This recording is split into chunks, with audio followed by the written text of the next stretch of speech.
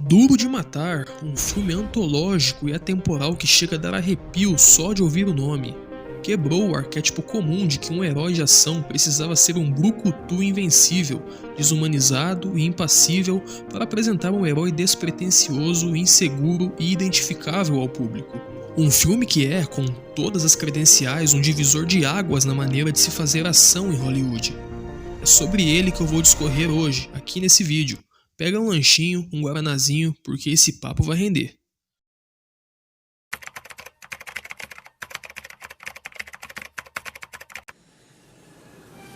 O filme começa com um avião aterrissando. Logo de cara percebe-se que a película do filme é escura, preparando o palco e transmitindo uma sensação austera e sufocante logo de início. Mesmo sendo algo aparentemente simples e muita gente não perceba diretamente, a escolha da paleta de cores em um filme é complemento fundamental da obra, e em Die Hard ela é ainda mais de quintessência e parte integrante da produção. Uma das primeiras coisas que nos é mostrada é um close na mão do herói, que aparece se segurando nos braços da poltrona do avião durante a aterrissagem. Enquanto isso, um homem comum sentado ao seu lado percebe seu flagrante desconforto e receio com voos. You don't like flying, do you? What gives you that idea? You want to know the secret to surviving air travel? After you get where you're going, take off your shoes and your socks. Then you walk around on the rug barefoot and make fists with your toes. É mesmo? Outra coisa importante de ser notada é a aliança em seu anelar. Ou seja, nos primeiros segundos da trama, nosso protagonista é apresentado como alguém humano, inseguro, simples, urbano e conservador, no sentido de trabalhar como policial, ser casado e usar roupas simples. Tudo que até então, em 1988, não era compatível com o perfil de alguém que elimina sozinho 13 terroristas altamente preparados em um arranha-céus. Ah, e Bruce Willis até então não era um ilustre fodão do cinema de ação. Ele era um ator recém-iniciado em Hollywood, cujo primeiro papel principal no grande cinema americano foi obtido no ano anterior, 1987, num filme chamado Blind Date, ou Encontro às Escuras aqui no Brasil. Ele já havia recebido certo destaque, mas era reconhecido como alguém associado às comédias e romances, totalmente insólito no cinema de ação. Tão insólito que originalmente o rosto de Bruce Willis foi removido do cartaz original do filme e só foi colocado após o rápido e estrondoso sucesso de bilheteria.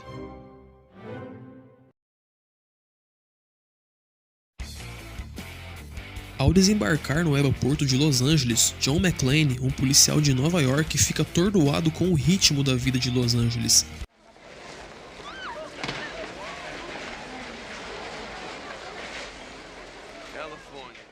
Lá ele encontra Argyle, motorista de limusine jovem e falastrão enviado por sua esposa para buscá-lo no aeroporto e levar até o Nakatomi Plaza, onde ela trabalha. Nice beer. Okay. Argyle, what do we do now? Was hoping you could tell me. It's my first time driving a limo. It's okay. It's my first time riding in one. Embora também atue em uma metrópole americana, ele representa um homem da lei pragmático, ranzinza, cascudo, sistemático e acostumado com a sujeira e dura realidade das ruas nova-iorquinas. Los Angeles lhe proporciona exatamente o oposto. É um lugar tecnológico, liberal, garrido, com um estilo de vida fugaz e artificial. A mesma dinâmica se aplica pessoalmente entre McClane e sua esposa, Holly. Ele tem um emprego tradicional, numa cidade tradicional, não ganha mais do que o suficiente, suja as mãos diariamente no trabalho e está desde o início fora de seu habitat. Ela, por outro lado, trabalha como executiva no arranha-céus tecnológico, numa cidade luxuosa e certamente tira uma nota preta por mês. Essa dicotomia é uma das causas, se não é a causa, da crise no relacionamento deles. Estão separados por um lado, mas ainda mantêm conexão emocional.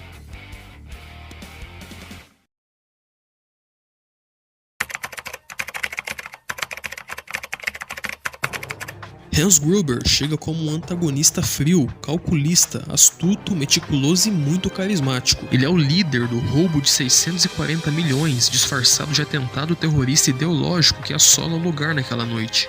Novamente, temos um neófito hollywoodiano aqui. Alan Rickman, até então, era um veterano do teatro britânico.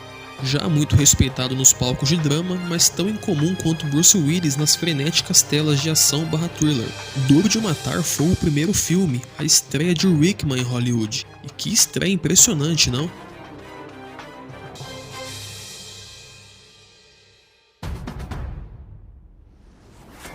A quadrilha de Hans rapidamente adentra as garagens do edifício, enquanto Theo e Carl entram separadamente pelas portas da frente e neutralizam o recepcionista.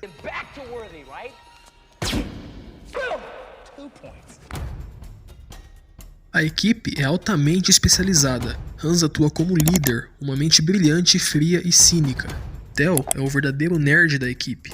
Ele é um especialista em eletrônica e computadores, porém sem nenhuma habilidade de combate. You can break the code. You didn't bring me along for my charming personality. Não é à toa que um personagem tão simples como Argyle consegue interceptá-lo com apenas um soco.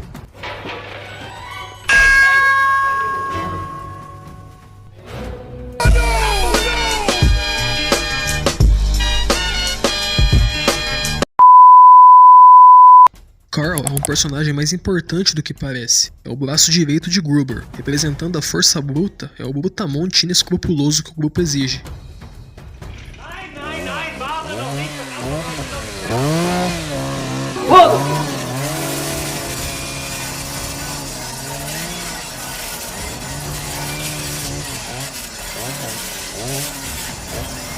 Agora deu cara aí mesmo, viu?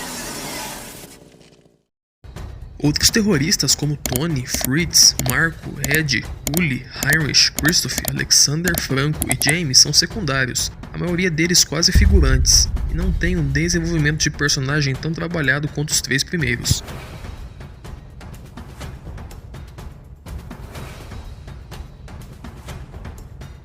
Pode-se dizer que Carl é o segundo em comando, pois antes de obedecerem às ordens supremas de Hans, ninguém tira Carl de idiota. Além do mais, algo interessante é que ele é um antípoda da figura de McClane. Ambos são durões, emocionais, impulsivos e caóticos. Tem pelo menos dois objetivos. Carl, concluir o assalto e vingar a morte de seu irmão, Tony. McClane, libertar os reféns e acima de tudo tirar sua esposa do meio dessa enrascada. Ademais, Carl é o único criminoso da equipe a realmente entrar numa luta corporal de igual para igual com o protagonista, naquela cena onde John quase morre de apanhar, mas consegue enforcá-lo com algumas correntes. We are both professionals. This is personal. Ó o pau quebrando, vai, eita porra! Liga na marcha, vai! Eita porra! Pega! Pega! Pega, porra! Pega! Pega!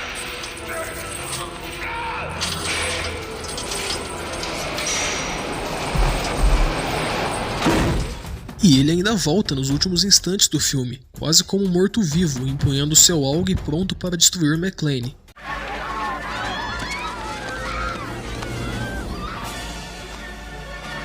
Mas é baleado várias vezes pelo sargento Al Powell, sendo o último vilão a morrer.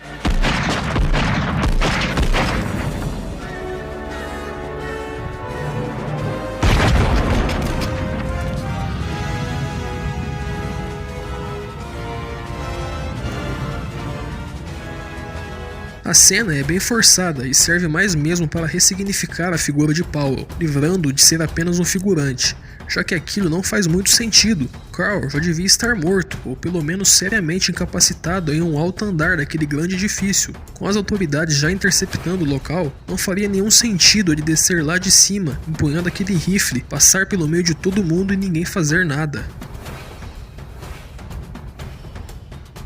A marca ficcional Pacific Courier também aparece no filme Speed.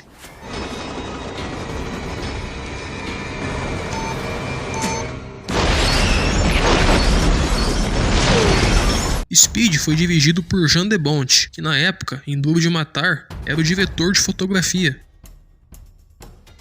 Pois é, parece que onde quer que essa marca esteja, as coisas não são tão pacíficas não.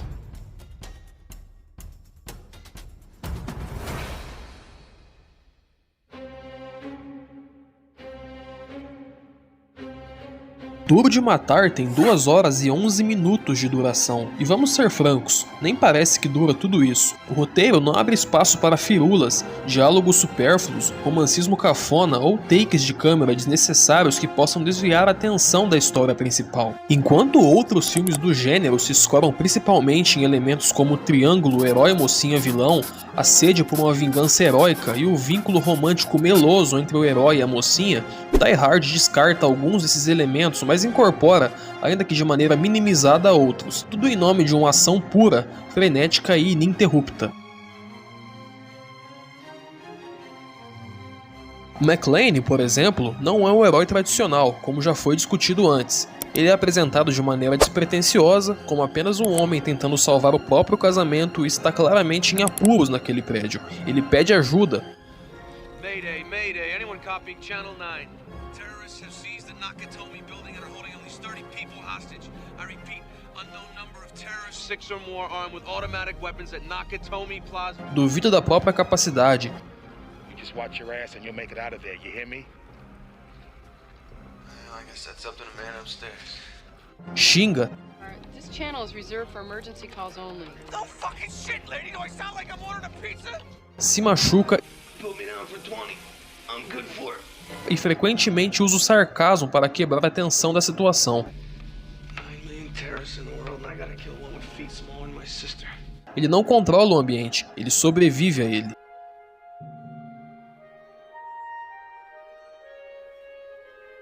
Hans também não é um vilão comum, ele surpreende pela sua complexidade ideológica, e embora seja apresentado como antiético desde o início, ele não carrega essa etiqueta de graça, como um antagonista genérico jogado do outro lado do ringue apenas para ser nocauteado em nome de uma justiça. Hans é apresentado como um homem elegante, culto, cínico e frio como gelo. Ele é mecanicamente ganancioso, ele quer os 640 milhões em títulos no cofre da Nakatomi, e é essa aspiração, somada ao seu protocolo frio e impessoal, que o torna tão atroz. Quando ele mata Takagi, por exemplo, ele não faz aquilo por mera crueldade banal, ele se autoafirma e impõe. No fundo, isso diz: eu não estou aqui para brincadeira, é tolerância zero, eu quero dinheiro, ou você coopera ou se torna apenas mais um obstáculo a ser derrubado. E sobre Holly, ela definitivamente se esquiva, pelo menos em grande parte, do arquétipo da mocinha indefesa, em apuros na mão do carrasco. Na verdade, ela representa, com uma boa dosagem de crítica social, a mulher americana independente, emancipada e dona da própria vida nos anos 80. Veja, por exemplo, sua postura ao abdicar do sobrenome de casamento McClane, em meio às tensões do relacionamento. I guess you didn't miss my name though, huh? Except maybe when you're signing checks. Since when did you start using Ms. Gennaro? Ou seu alto cargo executivo na Nakatomi Corporation, onde ela não só é mais importante do que o próprio dono. I have a request. What idiot put you in charge? You did. When you murdered my boss.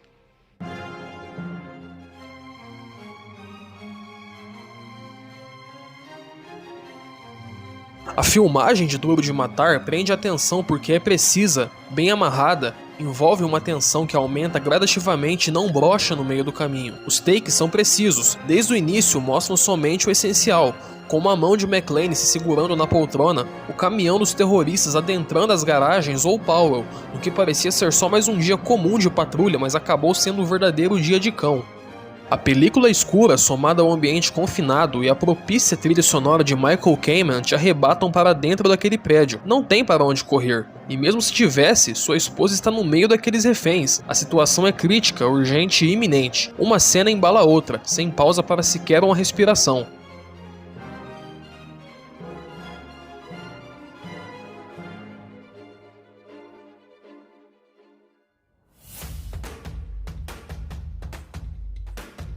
Se a situação de McClane já estava complicada, confinado com vários terroristas em um prédio no centro de Los Angeles, a coisa se torna ainda pior quando a ajuda chega. As forças policiais passam o filme inteiro tratando terroristas altamente especializados como bandidos comuns e subestimando McClane, que realmente parece ser o único em comando desde o início. Yes, sir. Now you listen to me, mister. I don't know who the hell you think you are or what you're doing, but you just destroyed a building. Now, we do not want your help. Is that clear? We don't want your help. I've got 100 people down here, and they're covered with glass. Glass? Who gives a shit about Glass? Who the fuck is this? This is Deputy Chief of Police Dwayne T. Robinson, and I am in charge of this situation. Oh, you're in charge. Well, I got some bad news for you, Dwayne.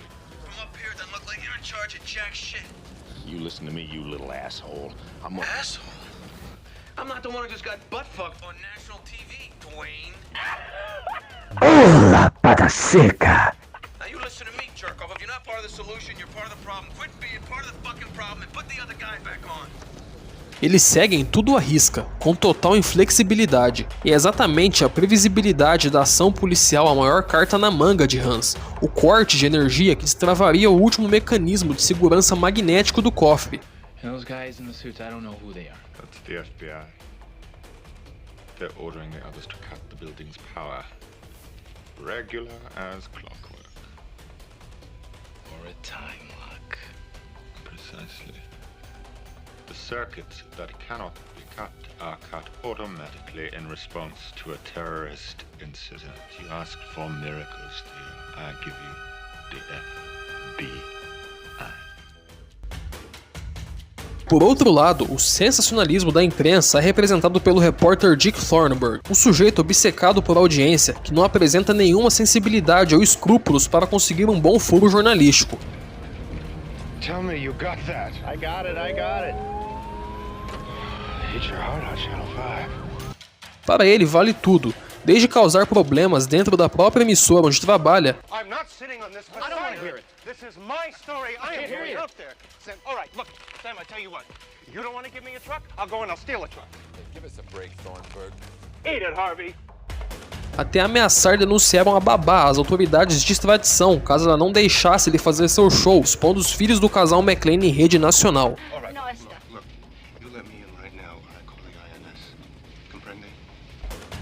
E como se já não bastasse a polícia burocrática que mais atrapalha do que ajuda, ainda vem a imprensa inconsequente dar mais cartas a Hans, revelando-lhe a identidade de John McClane e seu casamento com Holly.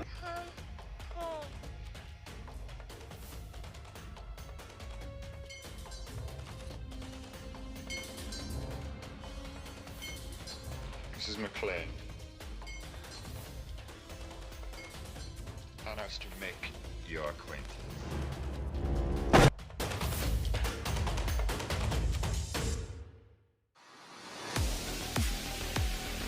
Hans é avisado que McClane está tirando todos os reféns de lá de cima e ordena a explosão da cobertura sem mais nem menos. There's something wrong. They're coming back down. Blow the roof. The car's up there. Blow the roof. Enquanto isso, o FBI sobrevoa até o topo do edifício achando que tem uma carta na manga, que pegará uma equipe criminosa desapercebida e conseguirão evacuar os reféns com sucesso.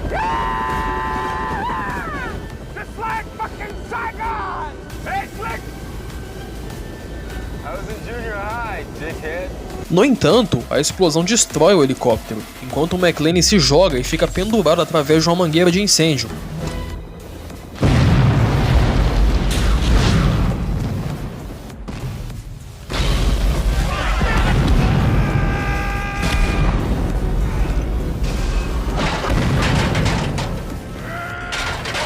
Ele atira na vidraça, entra em um andar mais baixo e logo depois corre até os terroristas, que a gente já pode chamar de ladrões nessa altura do campeonato.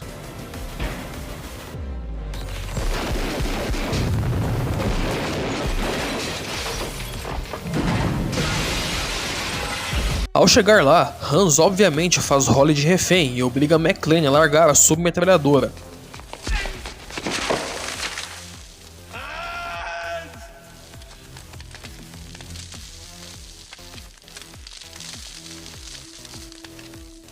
É aí que Hans revela o motivo real da explosão do terraço e a verdadeira intenção por trás do tal atentado terrorista. Put down the gun. Why'd you have to nuke the whole building, Hans? Well, when you steal $600, you can't just disappear. When you steal 600 million, they will find you unless they think you're already dead. Put down the gun. McClane começa a rir de nervoso, mas também como parte de sua cartada final. Yippee-ki-yay, motherfucker.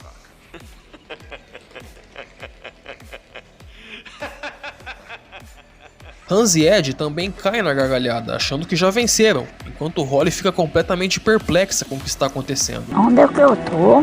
É aí que McClane aproveita o fato de estar com as mãos na cabeça, saca sua Beretta 92 que ele havia colado anteriormente com fita em suas costas, em um movimento lesto, usando suas duas últimas balas, acerta Hans no ombro e alguns milissegundos depois Ed na testa. Hans perde o equilíbrio, cai pela vidraça atingida pelo mesmo disparo que McClane efetuou contra ele e fica agarrado ao relógio de Holly. McClane corre a socorro de sua esposa e consegue desafivelar o relógio pouco antes de Hans levantar sua pistola e destruir o casal. Hans então despenca do 30º e último andar do Nakatomi e se esborracha no hall.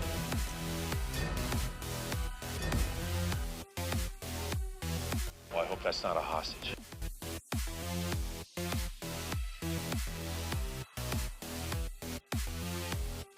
Levando com ele o plano ganancioso infalível e o Rolex caríssimo dado por Ellis a Holly.